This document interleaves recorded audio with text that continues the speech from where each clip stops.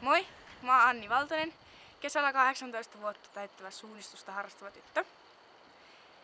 Mikä sen parempaa kovan kisan jälkeen kuumana kesäpäivänä kuin juoda marlijuissia. Mä tykkään paljon somettaa ja varsinkin lisätä kuvia ja ottaa kuvia. Mun eniten käyttämät sosiaaliset mediat on Instagram, Facebook, YouTube ja Twitter. Mä aion tosi paljon käydä kesällä kisojen perässä ympäri Suomea ja jopa mennä ulkomaille, joten musta olisi tosi kiva tehdä eri paikoista erilaisia juttuja ja postauksia ja edustaa marlijuissia.